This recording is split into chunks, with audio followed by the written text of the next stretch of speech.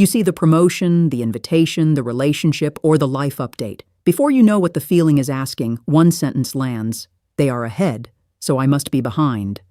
That sentence feels like information, but it quietly joins three different things: an observable comparison, a value you care about, and a judgment about what you should do next. Envy is uncomfortable, but the discomfort is not a moral verdict either. A feeling can arrive before you have checked the evidence, named the value, or chosen a response. Start with the comparison. You are usually seeing an outcome, not the whole system that produced it.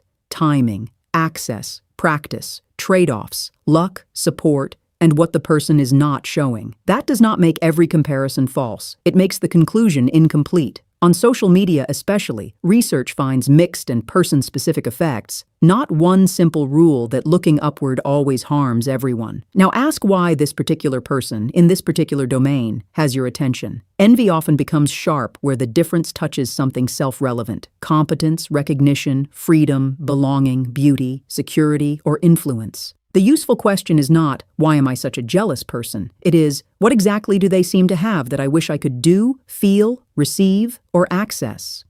A vague target creates a vague wound. A precise target creates information. Their career might actually mean autonomy. Their confidence might mean speaking clearly under pressure. Their life might mean having protected time. This is where comparison and value separate. The ranking may be distorted, while the desire underneath it is real. You do not have to accept the ranking in order to take the value seriously. Research on envy also suggests that appraisals matter. Advantages seen as deserved and controllable were more likely to elicit benign envy, while perceived undeservingness was associated with malicious envy. These are tendencies, not identities.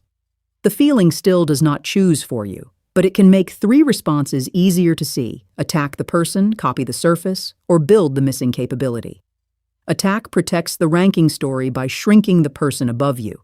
It may offer a quick release, but it does not tell you whether your comparison was fair or move you toward the thing you value. Copying the surface is quieter. You imitate the visible schedule, style, purchase, title, or posture while skipping the hidden conditions that made it work for someone else. Building the capability is slower and less dramatic. It means turning admiration, irritation, or ache into a testable question. What is one trainable part of this gap, if any?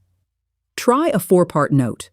First, write only the observable fact, with no mind reading and no verdict about your worth. They were selected for the project. I was not. Second, name the value exposed by the comparison.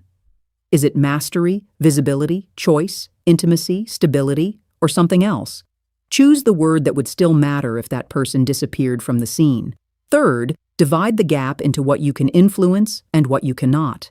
Skill practice, feedback, applications, and boundaries may be actionable. Timing, another person's decision, and unequal access may not be. Fourth, choose one small action that produces evidence. Request specific feedback, practice one sub-skill, gather real requirements, or protect a repeated block of time. The action is a probe, not a promise. If the situation is genuinely unfair, the answer is not forced positivity. Address the rule, the decision, or the boundary you can actually name. Envy does not prove injustice, but it may point you toward a question worth checking. So when the sentence returns, "They are ahead, therefore I am behind," pause before obeying it.